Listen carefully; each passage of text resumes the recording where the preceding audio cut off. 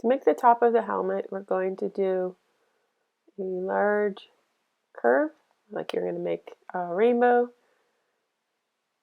You're going to angle that way and then this way on the other side, and then both end at the same place and then connect across. You're going to do a straight line across on the top. And then starting here, you're going to curve and have it end at that bend. You want to have it be identical on the other side. Add another curve on the inside to that other bend. Straight line across about that length.